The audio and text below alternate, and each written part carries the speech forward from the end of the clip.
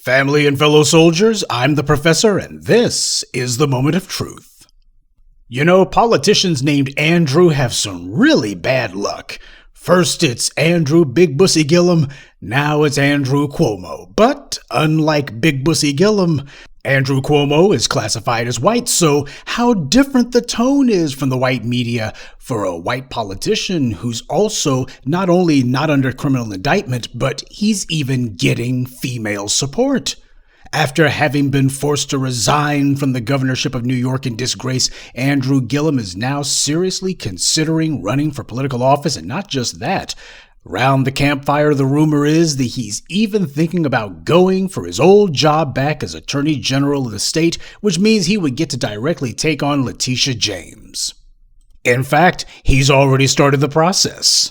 In what I would describe as a political first strike, Andrew Cuomo and his legal team have now filed an official misconduct complaint against Letitia James. And what they're alleging is that there's evidence of witness tampering and perjury that needs to be looked into. Now, Andrew Cuomo is a Democrat. Letitia James is also a Democrat. She holds the job that he used to hold a few years back. And yet nobody's talking about this as blue on blue fire or anything. This ain't a friendly fire thing at all. White media seems to know exactly what this is about. Because this shot across the bow that Andrew Cuomo has fired, it's not happening in isolation. This appears to be part of an overarching strategy for him to soften up the competition before he decides to weigh back in officially. Andrew Cuomo certainly understands hardball politics. The people he's surrounded himself with certainly understand it, though it remains to be seen how adept he is at it.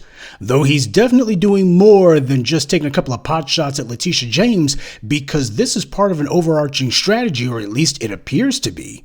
Just a few days ago, Andrew Cuomo had dinner with no less than Officer Eric Adams of the NYPD. Eric Adams, the mayor of New York.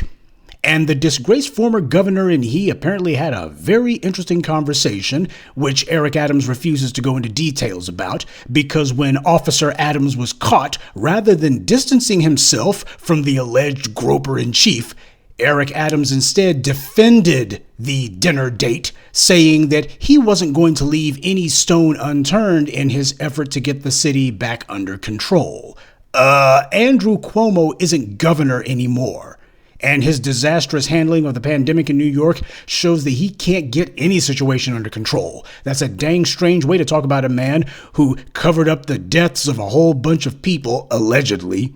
And the city, as far as COVID-19 went, burned like an out-of-control forest fire. He couldn't do anything about it.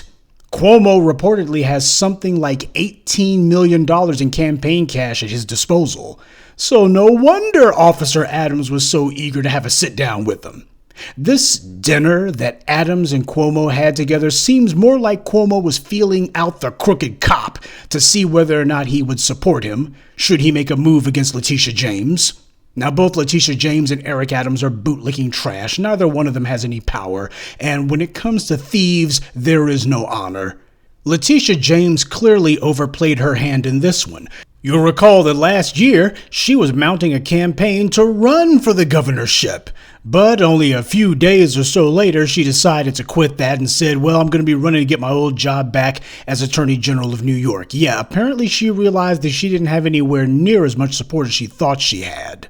Perhaps she thought that after she had taken down Andrew Cuomo, that all of those people who had previously supported him were going to come swinging over into her camp. But clearly this huge groundswell of support from the political elites and donor class in New York didn't materialize for Letitia James, so she's scurrying back to home base and she's going to try to dig in there. But it seems like Andrew Cuomo, however clumsily, is gunning for her now. Though it remains to be seen whether or not Andrew Cuomo actually has enough real support to make her pay for it. While it's true that James and the other prosecutors couldn't make a case against Cuomo, it's also true that when he resigned from office, a lot of people took that as basically being a de facto confession of guilt. The white power brokers who back Cuomo, they're still there in New York City, as are the white media executives who are being so friendly towards him. Right now, Cuomo's trying to see how much damage resigning from office did to his public credibility and his political support, because that's been his biggest obstacle. Now, if he had hung in there, stayed in office, and not resigned, he would have come out in a much stronger position than he's currently in, because the perception is that he jumped rather than wait to get pushed. Right now, Cuomo's not asking for any endorsements, and Officer Adams is clearly hedging. Only thing he would say on the issue was, I was clear that Governor Cuomo should have stepped down when he did, and I don't step away from that position. Yeah, he also didn't step away from having a private dinner with Cuomo either. And when he was asked about, hey, what did you guys talk about? Officer Adams simply said, I'm not going to go into private conversations. He wanted to have a sit down with Andrew Cuomo or vice versa. Whoever made the invitation is irrelevant. But these two have a private little dinner where apparently they're talking about ways to govern better, and Officer Adams is talking about getting the city back under control. And people say, what ideas did you guys kick around? What ideas were you guys spitball? I'm not going into private conversations. Private conversations regarding public policy. And he ain't talking about it. So there's no need for Andrew Cuomo to be asking for endorsements just yet. It's too soon for that anyway. Right now, he just wants to see if people are willing to be seen in public with him. Eric Adams is a tool. He doesn't command black voters' respect or support. Eric Adams is an invention of the white media, but he's also the perfect crash dummy for this PR test. Seeing as how Officer Adams is the one who's actually in public office right now, if there was any sort of heat or any sort of blowback from this, it would fall on him and not on Cuomo. So as it stands, apparently with there being very little white media hostility towards this, I guess now Cuomo feels emboldened to go ahead and start taking direct shots at Letitia James, which is what we've seen just yesterday. And Cuomo's would-be political comeback, whatever form it takes, assuming that it materializes, the white media recognizes this as being part of an overall rehabilitation of the status quo. The idea that, okay, for a little while there, white men in power were taking it on the chin, or at least it seemed like they were going to, but you know what? It's time for the old life to come back. We're not punishing the police. For a minute there, you made us do it, but we're going to be walking all that stuff back. And yeah, we had the white media moguls and the white men in power who for a minute there looked like they were finally going to be held to account, but they're still holding on to the levers of power. So now it's time to roll all that stuff back, and no one's going to be ashamed to be seen in public with them. We won't allow it. The white media won't allow that to happen. That's only reserved for other people. That's the reason why when it comes to talking to Cuomo's legal team, the white media is not treating them the way that they treated Bill Cosby's lawyers.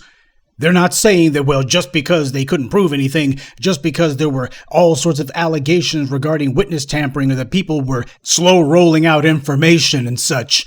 Gee, kind of sounds exactly like what happened with Bill Cosby, except the white media is not poo-pooing this and shooting that down. As far as they're concerned, this is newsworthy, we should be reporting this, we should definitely be looking into this. Very serious accusations, you see, very serious accusations. So it's way too early to say that the tables have turned on Letitia James, though I do think it is safe to say that those table legs are moving. But this is just standard operating procedure from the white media whenever a white person, white male in particular, has been accused of some sort of wrongdoing, especially sexual misconduct. They don't want the public thinking that a white face is going to be the face of sexual assault in America.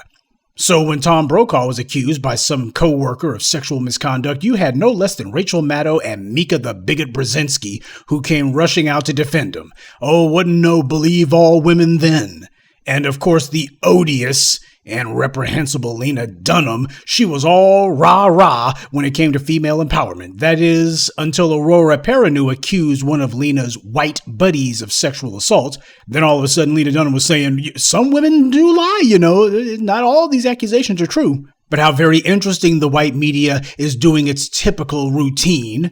You got some white women who nobody's ever heard of before, but they're determined to clear Cuomo's name, as no less than the New York Times puts it.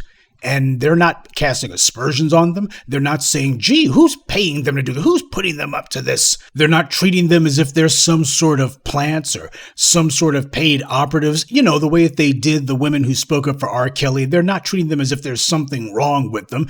The article is completely straightforward. Just a matter of, here's some good white women. Just women, period. Many of them from Texas, by the way, who apparently have been moved by conscience regarding Andrew Cuomo's plight. And they want to support the former disgraced governor of New York. The New York Times talks about these women as a human interest story. Apparently, one of them started a Twitter group, a fan page for Governor Cuomo's dog of all things. Nobody's talking about them as if there's something wrong with them for sticking up for this guy. How could they? You know what the accusations against this man are. Camille Cosby has stood beside her husband, and the white media has demonized her and excoriated her, all over disproving gossip, patently provably false lies, which even the white media admitted that there's no proof of. Check out my most recent video regarding Cuomo the clown dumbbell if you want the details on that one. Julie Chen, on the other hand, has not only stood beside her husband despite the numerous credible accusations against him that were so well substantiated that even CBS's in-house investigation prompted the board to recommend that Moonves be fired, and they even took most of his earnings away from him for that year, and yet even after all that, Julie Chen went on air and declared that she was Julie Chen Moonves. She said it loud and proud from her chest. I'm Julie Chen Moonves. Now, she had never used her husband's name before. She'd always just said Julie Chen, never said Julie Moonves. Yeah, because when you're sleeping with your boss, the head of the network, people might look at that and go, that's a little bit strange. But all of a sudden, she's saying Julie Chen Moonves, with all the accusations, all of the credible accusations against him. The disgrace that this man left under. The circumstance the board fired him because their own investigation said, yeah, you did it. We know you did it. And yet she's running around calling herself Julie Chen Moonves. And apparently that's not a scandal. I guess that's the reason why 60 Minutes hasn't done any exposés talking about Les Moonves' victims. And Julie Chen's been repping Moonves ever since. Because the same white media moguls who were the real sexual predators, they made it clear that sooner or later, all of this Me Too hysteria would blow over. That's why they created their own sock puppet organization, Time's Up, to help usher in what was going to be a phony witch hunt for every black man they could and get attention off of themselves. They were not leaving this up to chance. Best way to make sure you win a war is to fund both sides. That's what the white media did. And these white media executives, they're making it clear to everybody, sooner or later, all this is going to blow over. It can't go on forever. And as soon as the heat dies down, why, those white media moguls, they would remember everyone who stood with them, and they would also remember everyone who didn't. That's why you got Rose McGowan out there. She's about 5 or 6 minutes away from putting 10 toes on the track and trying to see if she can shake a little leg, something strange for some change. You see, people sympathize with the white wives of white men accused of misconduct. The white media certainly does that. How embarrassing it must be for them, etc., etc. But nobody tries to turn those white women against their men. No matter how reprehensible the accusation, no matter how well substantiated, even if it's proven, that's still not enough. We don't want to be damaging the marriage now, do we? Most of these white media moguls and executives who are the main ones committing all of these sexual assaults and misconduct that people are talking about, they're also the same ones who made it a point to get the attention off of themselves and onto black men. That's why every time some white executive would be accused or charged or under investigation, we would immediately be subjected to an orgy of phony accusations and rehashed gossip about Michael Jackson, Bill Cosby, or R. Kelly. And now apparently they're bringing in Chris Brown for some abuse. Oh yeah, they got their little list. They always got one more Negro they can go after. Hell, you don't have to be alive. No, you can be dead. That's okay. That's even better if you're dead. That way nobody can sue them for slander or libel. In Chicago, Kim Foxx invited accusers to come accuse R. Kelly of crimes. Letitia James hasn't invited anyone to accuse Andrew Cuomo of anything, but as she's finding out the hard way, he's not going to return the courtesy. There's a hands-off policy where those classified as white are concerned, hands-off by the media and the authorities. So Andrew Cuomo's attempt to rehabilitate his image and try to get his political gravy train back on track, that effort is well underway. Not merely because of the things that he's doing against Letitia James, but also because of the stuff that he's doing to try to rebuild his political cred. And rather than react with revulsion or outrage or with any sort of opposition, the white media instead is treating it like, oh, Andrew Cuomo, that naughty boy, he wants to get back on the horse again. We see the white media doing standard speculation about whether or not will he or won't he run for office. There is no outrage, no hit pieces where they run up into the faces of Democratic Party bigwigs and ask them to comment on whether or not they'll endorse him, which we all know is actually an invitation to denounce someone. That's why the white media does it. So-and-so had a scandal recently. They're thinking about running again. Do you support them? As Mr. Harvey, aka Your World, is fond of saying, they're giving everybody a wide berth. They're giving a lot of room to all of these Democratic Party operatives and representatives and such. They're not putting anybody on the spot about it. They're not trying to cripple Andrew Cuomo's comeback chances before he even begins. They're not making it where if they even hear a peep that this man intends to do something, they're going to leap all over everybody so they can try to undermine his support and damage any sort of standing that he might have. Oh no, they're not trying to make it where people start opposing this man before he even gets out the gate. They're like, no, we got to give this guy some breathing room. We can't crowd him. We can't have people say, oh, I don't support him. I don't support him at all. Because if he was black, you know full well that's exactly what the white media would be doing. They would be running with the faces of Democratic Party politicians and saying, well, what's this about this nigger calling himself getting back into politics again? What do you think about that? Especially in light of all the accusations possible. Civil suits are coming, the embattled, disgraced former black politician of such and such. What do you think? They would be inviting the Democrats to go ahead and slam him. And if they couldn't find any Democratic politicians who would give them a strong enough or a harsh enough rebuke, then that's okay. The white media's got all manner of political and Democratic Party shills and advisors and consultants who they have on their panels and such. And those individuals, they would go ahead and give the kind of blurb that the white media would want to run with. Oh, so-and-so, this black guy over here, he'll just do damage to the party. It would send the wrong message, etc., etc.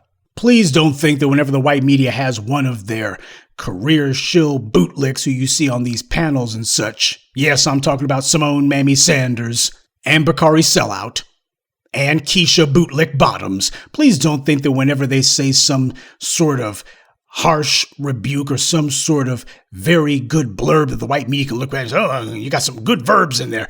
Don't think that that's by accident. They know what their job is. They know what kind of headlines that the white media wants. They know what it is that's going to be grist for the mill. So I think that Andrew Cuomo's would-be comeback certainly is worth us keeping an eye on. If not necessarily for what it means for his political fortunes personally, certainly for what the white media is going to try to use it for, which is a reestablishment of the old status quo. What happens to Letitia James could very well be a harbinger, or at the very least a signal, of what it is that Kamala Harris can expect over the course of the next year to 18 months as well. Letitia James thought that scaring Andrew Cuomo out of the governor's mansion was going to be the end of the matter. But she might have outsmarted herself on that one, because she chose to start fights with both a former governor and a former president, both of whom are taking shots at her. That means both Democrats and Republicans in Albany probably have good reason to not like her very much. Politics, as they say, make for strange bedfellows. And if disaffected Democrats and very hostile Republicans decide that maybe things will go smoother once they put Andrew Cuomo back in there, if they can all agree that Letitia James has annoyed them or displeased them for whatever reason, well, to continue the bedfellows analogy, someone's going to get screwed. Good day, and be one. I'd like to take a moment to mention some of our contributors. Franklin, Moshe Ben Abraham, Boitshoko Marang, Mark Anderson, and Daniel Davis. Salute to them and thank you to everyone for listening, liking, and sharing this message. Black empowerment only exists because of you.